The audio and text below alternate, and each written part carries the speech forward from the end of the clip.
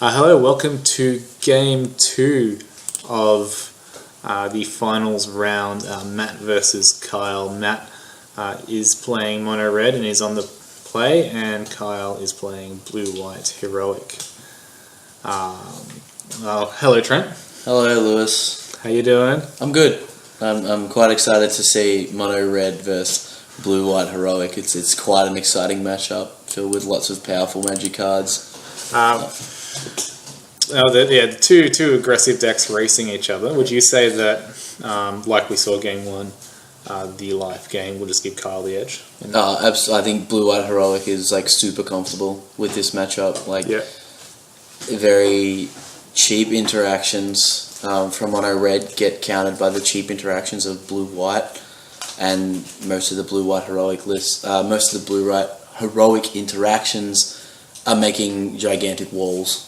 Yep. Gigantic protected walls. Red deck needs to see Eidolon of the Great Revel and a Lightning Strike very, very quickly.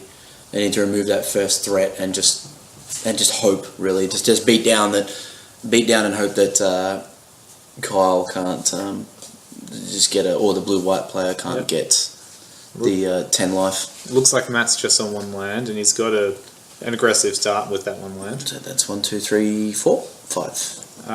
Yeah, sounds right. 5, put you to 15. Guy's like, yep, cool. Don't particularly mind. He knows he's got the window here. He's playing Hero of Eros. He's double checking the text on Hammerhand, and he's passing the turn. He's probably got something like God's Willing or something like that in hand. They normally do. They always do. You can trust Kyle to have the perfect spell. He's a exceptional Magic player and exceptional at drawing off the top of his deck what he needs to. So often in my experience playing against this deck, when I'm running through different lines of play, after that deck's got ahead, I think, okay, if he's got God's Willing, I've lost this game. This is a brisk attack. Yeah, you're Sorry right. to cut you off. Just drop the 2 1-drops before attacks. To pump up his Foundry Street Denizen. Yeah, it says, I'm going to attack you. Blocks cast Aegina's Presence. It's a good one. That's super good. And that's, I think they play X in the main, maybe 1, 2, depending on who it is, and then obviously X in the board as well. It's just such a good card. Yeah, it's a decent cheap trick. interaction that you get permanent bonus off, saving your guy every time. It's pretty solid. Pretty solid. The whole deck is just a great little machine, and it's just very hard to stop. I suppose stop is the general word. You can slow it down, but you have to stop the deck. You have to stop it in its tracks, otherwise it will not. It'll just keep churning, and you will die. And I find that or at least watching Kyle play, it tends to draw reasonably well. Yeah, it's very fluent for what is essentially an aggro combo deck. The draws tend to be pretty consistent most of the time. No, Kyle plays super tight. He always does. He's a very good.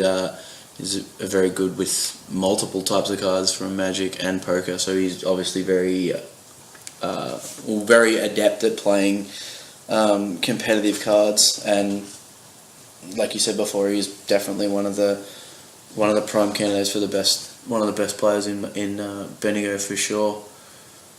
It's unfortunate he likes more of a casual thing. He doesn't really like the competitive scene of Magic that much, which is kind of unfortunate because, like I said, he's brilliant. He's very good. I mean, he's played the harder blue-black control decks back in Zendikar and things like that. Very good Splinter Twin player and blue-red Delver and things like that in Modern. So obviously very good at what he does. And Matt is also speaking about Kyle. He's been around for a little while, but he's obviously picked the game up pretty well. He's a pretty exceptional young player. He's no easy beat, that's for sure. And he's in grade 10, and from what I hear, he's quite good at his bike riding and most things that he likes to do. So expect some pretty good stuff coming out of him in the next few years if he decides to stick with it and upgrades his decks. So throw that in there. Well, that's absolutely right. He's a really strong up and coming player.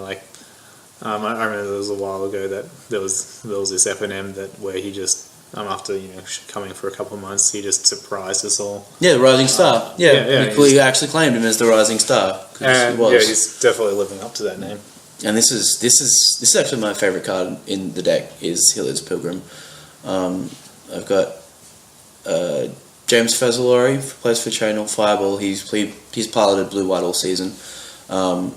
He's just dominated. I don't think he's actually won a PPTQ, but I think out of the 7 or 8 in the season, he's top 8 at 6 of them. Playing blue-white exceptionally, and he actually wrote an article about Hilliard's Pilgrim, about how much he raves about it. In every matchup, he just loves it.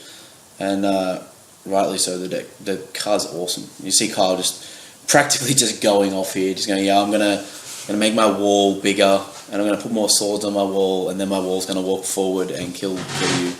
And that's exactly what's happening. Yep, gaining 10 life in the process, plus he played 2 non-creature spells, so he's going to get 4 life with his Seeker as well. Yeah, this is rough. Like, you don't have a draw that gets you out of this from mono red. You just don't.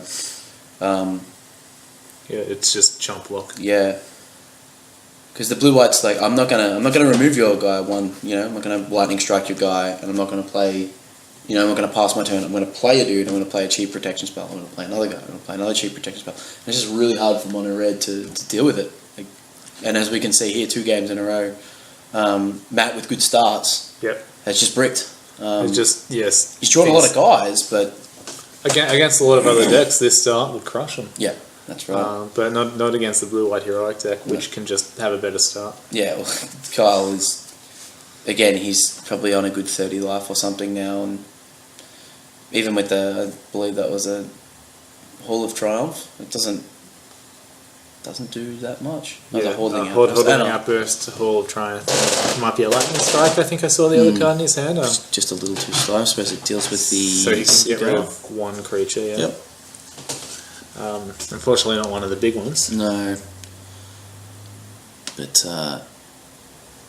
it's just rough. It's just rough times for mono red. Which I love to say. I actually love to see mono red on the back foot. It's great. Shout out to all the red deck players in the world. No one will ever remember a time when I used to play mono red, because that never happened. Did it, Lewis? No?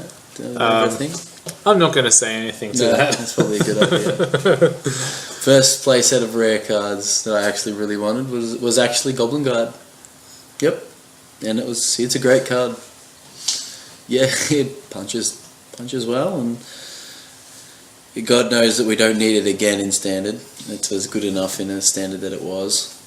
But back to this game. It was kind of hard to say too much about it. They're just really it's going through the rounds of what's going on, but it's the blue white's just overtaken. It's in the driver's seat, and it's like I said, the red deck just cannot stop the blue white. It can slow it down, it can try and dirtle around it, but it can't stop.